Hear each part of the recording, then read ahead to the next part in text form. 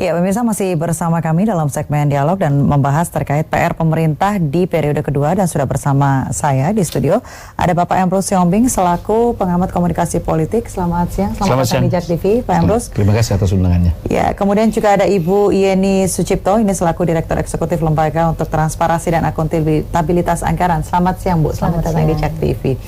Dan pemirsa, terpilihnya kembali Presiden Joko Widodo ini menandakan kelanjutan kebijakan ekonomi yang fokus pada stabilitas makro, pembiayaan infrastruktur, kemudian peningkatan rasio pajak dan lain-lain. Dan ini merupakan PR yang kemudian nantinya akan menjadi fokus untuk pemerintahan Jokowi Ma'ruf ke depan.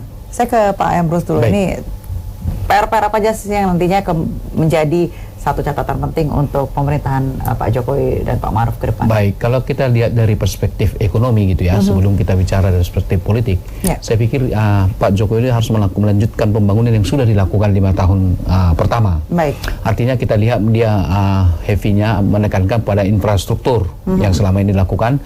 Saya kira itu harus tetap dilanjutkan, karena saya melihat pembangunan infrastruktur itu masih lebih fokus di katakanlah jalan tol itu dan lain-lain sebagainya, masih di Jawa dan di Sumatera. Saya kira hal yang sama harus dilakukan demi prinsip keadilan, yaitu di Kalimantan, Sulawesi maupun di Papua. Saya kira itu tetap harus dilakukan, dan kemudian lebih baik mengalokasikan dana itu kepada barang modal daripada untuk konsumtif. Artinya saya kira alokasi dana yang sifatnya konsumtif, misalnya kunjungan ke luar negeri dan lain sebagainya, saya kira ini harus ditekan seminimal mungkin, termasuk teman-teman kita yang DPR sekarang. Saya kira mereka harus mengurangi itu, karena kunjungan ke luar negeri itu sudah bisa dengan melakukan melalui sosial media sekarang. Demikian. Baik. Bu Yeni sendiri melihatnya apa nih yang kemudian nanti menjadi fokus untuk PR-PR yang belum sempat terselesaikan di periode pertama begitu? Ada beberapa catatan ya. Kalau kemarin benar yang disampaikan bahwa 5 tahun ini kan fokusnya di infrastruktur. Sudah mulai kemudian sudah mulai merencanakan bahwa akan diarahkan ke vokasi. Dan vokasi yaitu peningkatan sumber daya manusia. Gitu. Tapi perlu diingat bahwa catatan besar saya untuk kemudian bisa direkomendasikan di dalam pemerintahan Jokowi adalah pertama bicara soal pertumbuhan ekonomi. Karena kan kita tahu kan ya, dalam 2 dasawarsa sejak 99 sampai 2018 ini kan pertumbuhan Indonesia kan masih stuck di angka 5%, yang seharusnya bisa kemudian mencapai angka 7%. Nah, inilah yang kemudian perlu difikirkan bagaimana mengolah sumber daya manusia ini bisa korelate dengan laju pertumbuhan ekonomi. Terus yang kedua adalah bicara soal meningkatkan kualitas perhubungan dan pembangunan, di mana diukur dari sisi kualitas yaitu distribusi pendapatan. Bicara soal Gini rasio. Nah, ini pertanyaannya, karena kan selama ini kan Gini rasio tidak menjadi bagian dari acuan membuat asumsi makro dasar ekonomi, tidak ada, sehingga tidak bisa kemudian diacu di dalam penyusunan APBN. Bagaimana kemudian mengatasi persoalan kesenjangan jika itu tidak menjadi acuan di dalam pengelolaan keuangan negara. Nah, itu menjadi catatan penting buat pemerintahan ke depan. Jadi idealnya harusnya seperti apa, Bu? Idealnya adalah Gini rasio harus masuk pada asumsi makro dasar ekonomi, kan gitu. Kalau kita bicara soal bagaimana kemudian meratakan distribusi pendapatan terutama di pedesaan.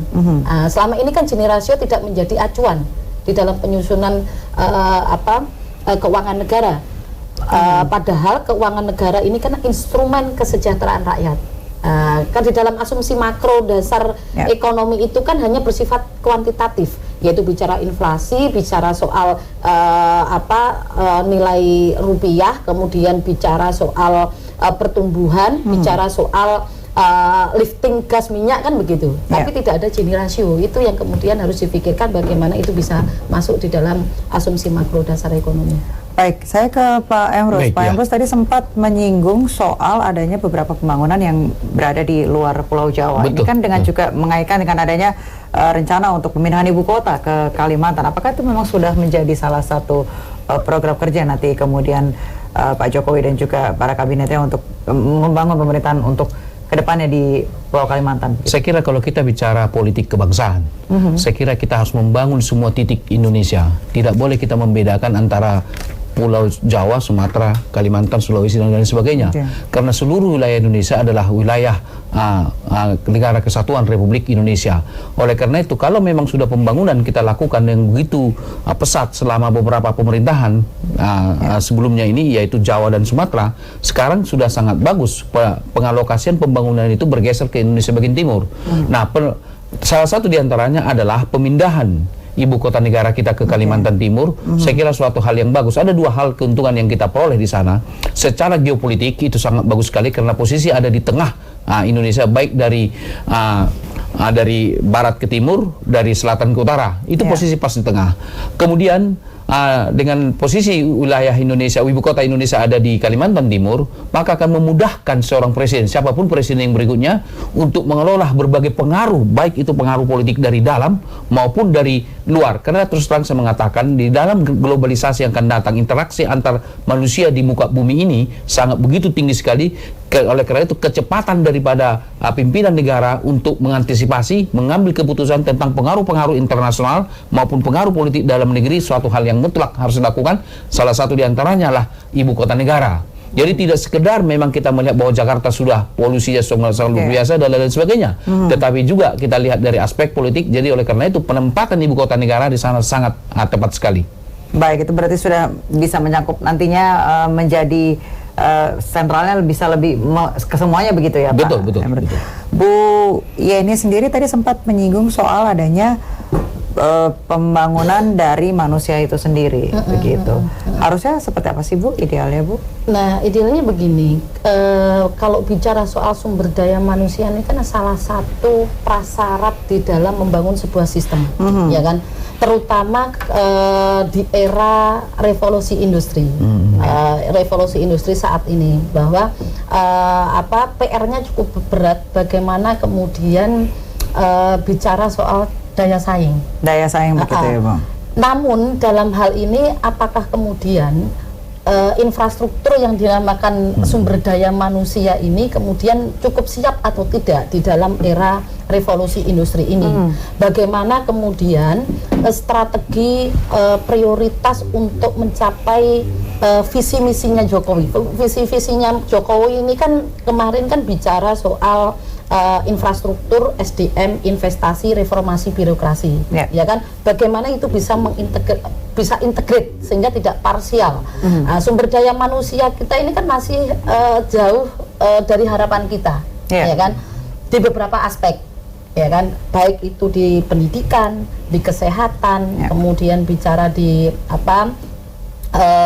di sektor informal terutama. Karena kan kalau kita bicara investasi, daya dorongnya ini kan sebenarnya di sektor informal, karena kita tahu bahwa tenaga kerja kita banyak dikontribusi dari sektor informal. Nah, ini bagaimana kemudian pemerintahan ke depan mengemas bagaimana cara kemudian memperkuat sumber daya manusia di era revolusi industri, terutama di sisi sektor informal ini. Sektor informal, karena ini berkaitan dengan persoalan investasi dan daya saing dalam meningkatkan pertumbuhan ekonomi. Sebenarnya seperti itu. Baik, Bu, ini kami harus jeda sejenak, Pak Emrus juga. Pemirsa jangan kemana-mana, tetap bersama kami di Newsroom.